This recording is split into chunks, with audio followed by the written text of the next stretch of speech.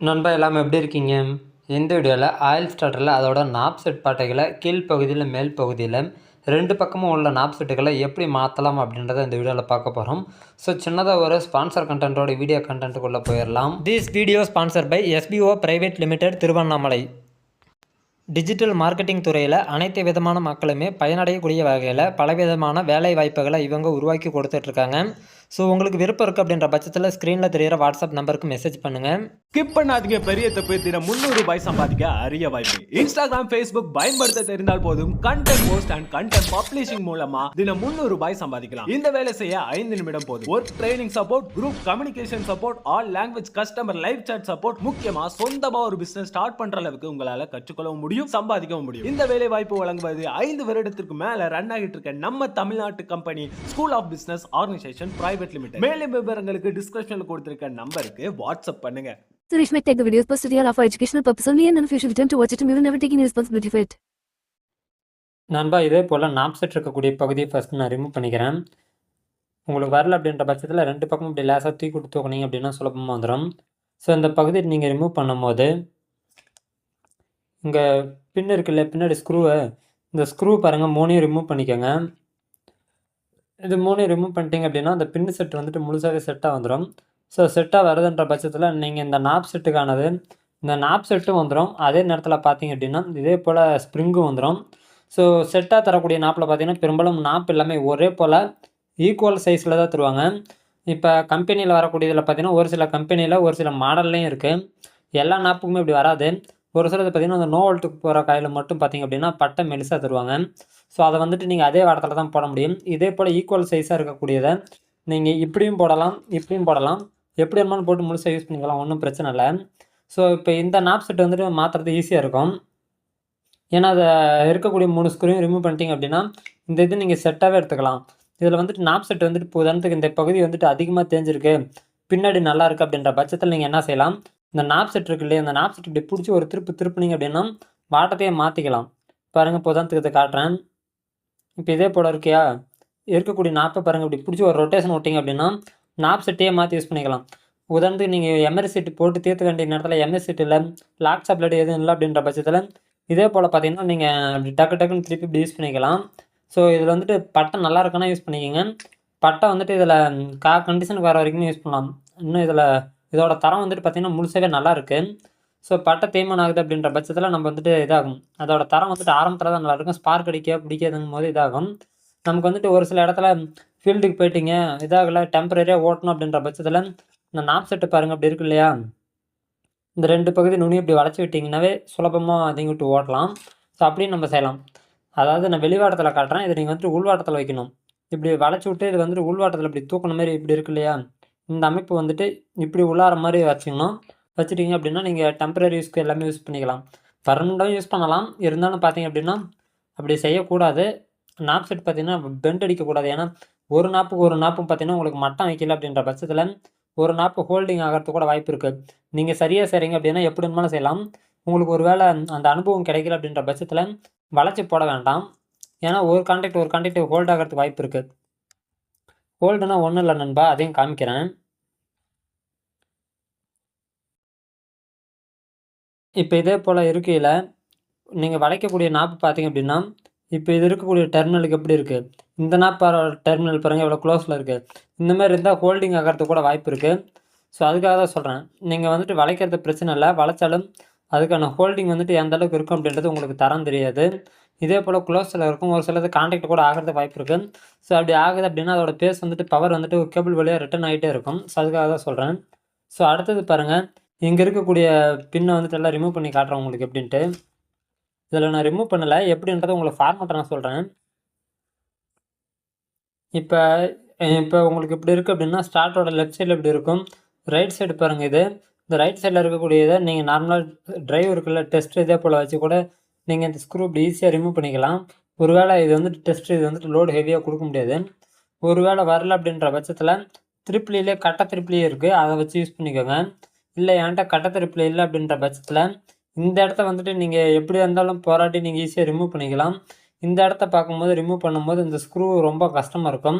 ஏன்னு பார்க்கும்போது இந்தாண்ட பக்கம் கிண்ணி எல்லாமே இருக்குது. ஸோ அப்படி இருக்கக்கூடிய பகுதியில் எப்படி ரிமூவ் பண்ணுறதுன்றதை காமிச்சிட்றேன். உங்ககிட்ட இதே போல் நோஸ் பிளேயர் இருக்குது அப்படின்னா உங்களுக்கு ரிமூவ் பண்ணுறதுக்கு சுலபமாக இருக்கும். ஏன்னு கேட்கும்போது இதே போல் இருக்கக்கூடிய ஸ்க்ரூ வந்துட்டு இப்படி வச்சு நீங்கள் லூஸ் பண்ணிக்கலாம். லூஸ் பண்ணிங்க அப்படின்னா உங்களுக்கு சுலபமாக பாருங்கள் ரிமூவ் ஆகிடும். எந்த வித பிரச்சனையுமே இருக்காது. உங்களுக்கு ஒன்று மட்டும் ரிமூவ் பண்ணி காட்டுறேன். இப்போ பார்த்தீங்கன்னா உங்களுக்கு தெரியும் எந்த அளவுக்கு சுற்றி வருது அப்படின்றது. ஸோ இது வந்துட்டு ரிமூவ் பண்ணுறதுக்கு ஈஸியாக இருக்கும். நோஸ் பிளே இருக்குன்ற பட்சத்தில் நீங்கள் பாருங்கள் எந்த இதாக இருந்தாலும் இப்படி உள்ளார பகுதியில் விட்டு நீங்கள் ஸ்டார்ட்லேயே வந்துட்டு போர்டுலேருந்து கழட்டாமே நீங்கள் பாருங்கள் சுலபமாக வச்சு இப்படி ரிமூவ் பண்ணிக்கலாம். இது வந்து நல்லா லாக் ஆகும். ஸோ இப்படி ரிமூவ் பண்ணிக்கிறீங்க.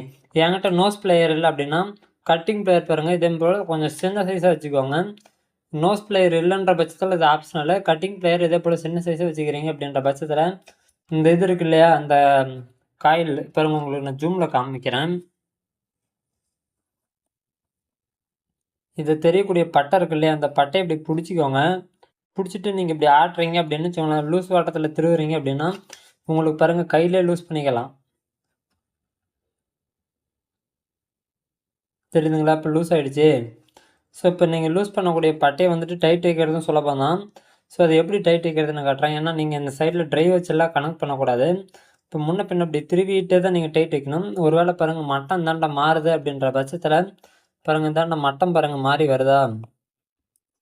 ஸோ அப்படி மாறுது அப்படின்ற பட்சத்தில் அது பிரச்சனை இல்லை. இந்த லேசாக லூஸ் பண்ணிக்கோங்க.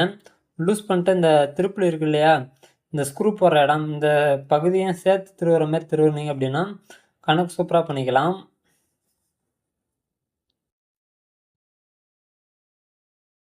ஏன்னா மரம் வந்துட்டு பார்த்தீங்கன்னா இந்த பகுதியில் தான் மரம் இருக்கும்.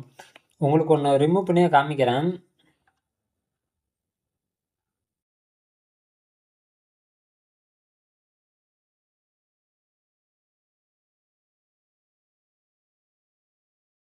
மரம் பார்த்தீங்கன்னா இந்த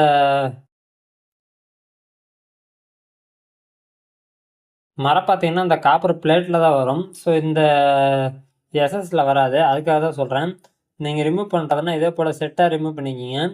ரிமூவ் பண்ணிவிட்டு நீங்கள் டைட் பண்ணும்போது உங்களுக்கு ஒரு வேளை டைட்டு ஏரியாவை தாண்டுது அப்படின்ற பட்சத்தில் டைட் பண்ணும்போது அளவை தாண்டுது அப்படின்ற பட்சத்தில் ரிவர்ஸில் ஒரு சுற்றிட்டீங்க அப்படின்னா உங்களுக்கு சரியாக இருக்கும். இப்போ பாருங்கள் இதே போல் வந்துடுச்சா? இப்படி வர பட்சத்தில் கட்டிங் பிளேயர் வச்சு இப்படி அவ்வளோதான் மட்டம் கட்டினீங்கன்னா முடிஞ்சிச்சு. இப்போ பாருங்கள் நான் கையில்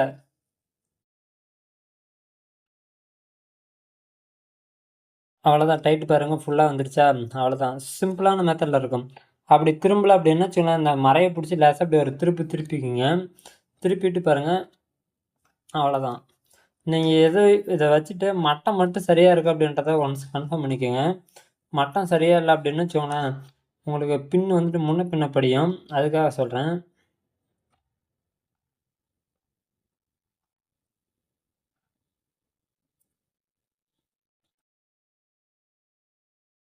ரொம்ப லோடு வந்துட்டு ஹெவியாக போட்டு இந்த இடத்துல திருவ வேண்டாம். அப்படி திருவுறீங்க அப்படின்ற பட்சத்தில் இந்த பட்டையை திருகும்போது பாருங்கள் முன்ன பின்ன இதே போல் வந்துட்டு இதோட எண்டு பகுதி இருக்குது இல்லையா இந்த எண்டு பகுதியிலையும் கட்டிங் பிளேயர் இருக்கிற மாதிரி வச்சு திருவுங்க. இல்லைன்னா பட்டை வந்துட்டு நெளியறதுக்கு வாய்ப்பு அதிகம்.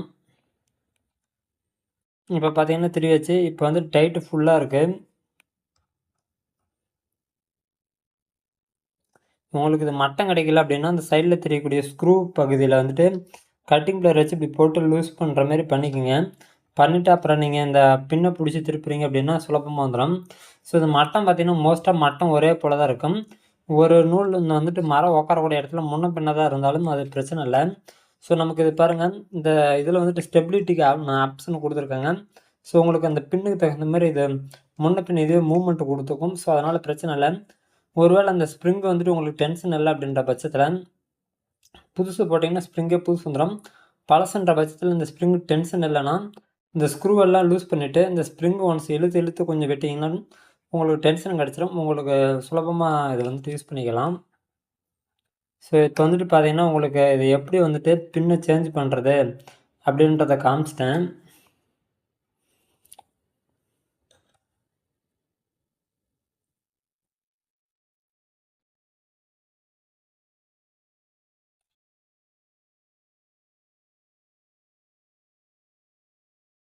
அவ்வளோதான் நண்பா. இப்போ இதுக்கான பின் எல்லாமே சேஞ்ச் பண்ணிட்டேன். ஃப்யூச்சரில் அடுத்தது நோ வோல்ட் கையில் இதெல்லாம் சேஞ்ச் பண்ணுறது எப்படி அப்படின்றது எல்லாமே உங்களுக்கு டீட்டெயிலாக காட்டுறேன். இந்த வீடியோ பிடிச்சிருக்கும் புரிஞ்சிருக்குன்னு நினைக்கிறேன். ஃப்யூச்சர் அப்டேட்டுக்கு தொடர்ந்து ஃபாலோ பண்ணுங்கள். ஃப்யூச்சரில் பலதரப்பட்ட பயனுள்ள தகவல்களை தெரிஞ்சுக்கலாம். நன்றி நண்பா.